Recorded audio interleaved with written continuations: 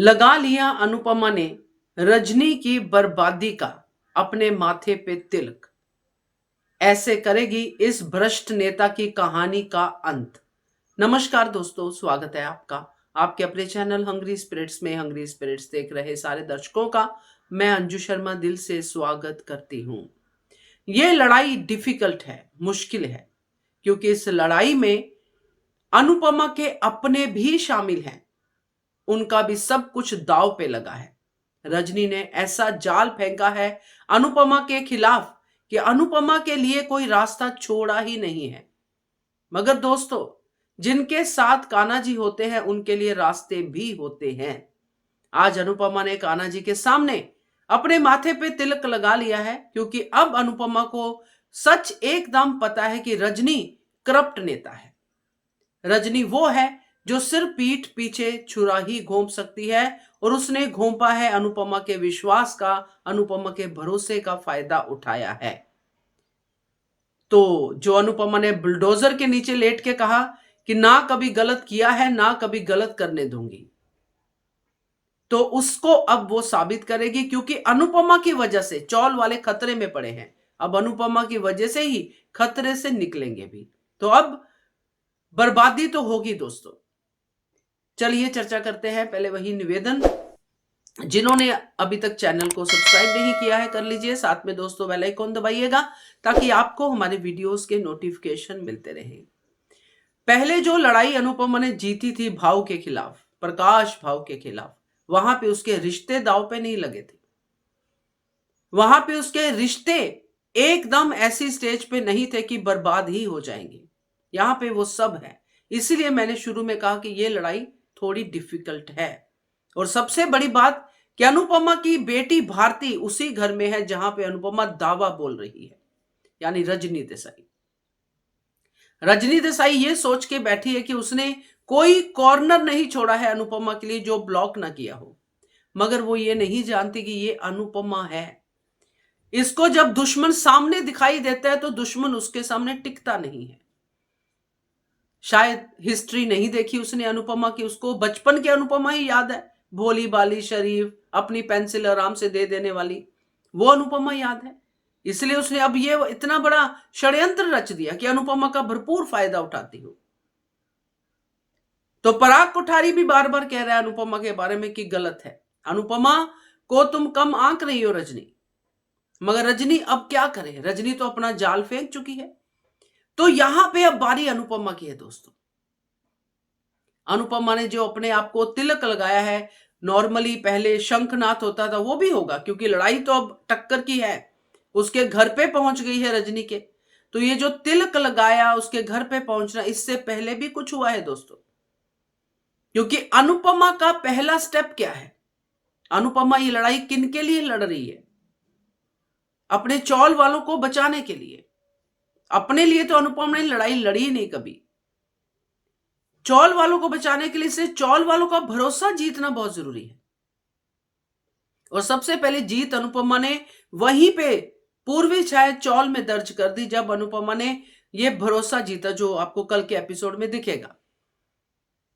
जब अनुपमा ये बात कहेगी कि मैं एक एक की जो भी बेइज्जती हुई है, जो भी कुछ हुआ है, रजनी से माफी मंगवाऊंगी। रजनी माफी मांगेगी आप सबसे, अपनी गलती का एहसास करेगी। मगर इसके लिए मुझे आपका साथ चाहिए। धोखा मेरे साथ भी हुआ है। जब अनुपमा अपनी बात कहती है तो लोगों तक पहुंचती ही है। तो अनुपमा हाथ मिलाएगी, अपना हाथ रखेगी कि मेरे साथ कौन कौन है इस लड़ाई में शामिल, क्योंकि लड़ाई तो अब टक्कर की है। तो उसके अपने बच्चे तो होंगे ही, प्रेम, राही, ईशानी, परी, और साथ में प्रेरणा और जस्सी। तो यहां पे दोस्तों एक हाथ नहीं होगा जो भारती का है, और बाकी सब चौल वाले भी यहां पे अनुपमा का भरोसा जो है बनाने के लिए, चौल को बचाने के लिए साथ देंगे। तो जब अनुपमा की मुट्ठी एकता में खड़ी होगी, यानी कि सब लोग साथ में होंगे, तो अनुपमा की ताकत डबल हो जाएगी। क्योंकि अभी तक अनुपमा इन्हीं को अपनी सफाई दे रही है कि मैंने कुछ गलत नहीं किया है। दुश्मन को तो अनुपमा देख ही लेगी, रजनी को तो देख ही लेगी, मगर सबसे पहले इन लोगों के जख्मों पे मरहम लगाना जरूरी था। जो अनुपमा ने लगाया। अब लड़ाई होगी और लड़ाई में जो हाथ हम देख रहे हैं नहीं है, वो हाथ का भी रोल होगा। क्योंकि अनुपमा जब अपनी लड़ाई शुरू करती है तो अनुपमा भी कोई कॉर्नर अनटर्न नहीं रखती है, सारे कॉर्नर टर्न करती है। और अनुपमा का सबसे बड़ा साथी बनता है अनुपमा का मीडिया। अनुपमा मीडिया के जरिए और अनुपमा उन लोगों के जरिए रजनी की सच्चाई सामने लाएगी जो रजनी से पहले से ही पीड़ित होंगे। क्योंकि यह कांड कौन सा रजनी ने पहली बार किया है, वो सब चीजें लाएगी सामने जो रजनी ने पहले किए हुए हैं। और इसी में रजनी का वो भी कुकर्म सामने आएगा जो उसने अपने पति के साथ किया, जो अभी तक एक्सपोज नहीं है दोस्तों।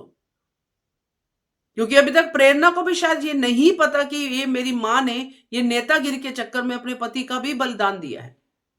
क्योंकि ये मेरा अंदाजा है और मेरा अंदाजा कहीं ना कहीं मुझे लगता है सही होगा, क्योंकि ये रजनी लाशों के ढेर पे अपनी नेतागिरी कर रही है, तभी तो उसको किसी इमोशन का फर्क नहीं पड़ता। अनुपमा के लिए उसने बेटी का एंगल भी यूज किया है।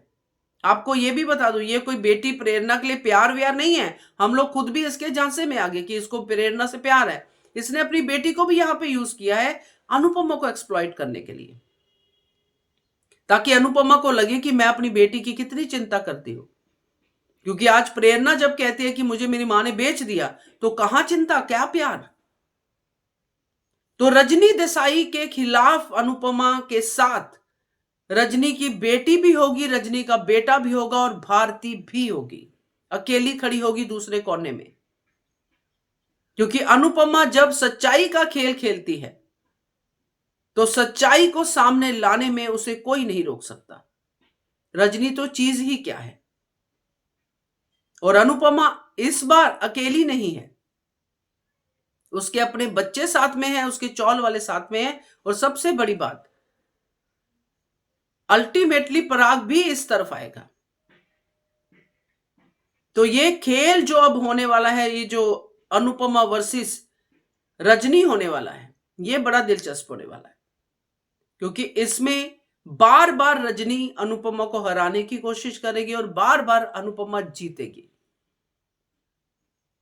थोड़ा तो लंबा जाएगा मगर मजा भी आएगा। क्या कहते हो आप, कमेंट कीजिएगा। देखते रहिए channel hungry spirits. Thank you so much.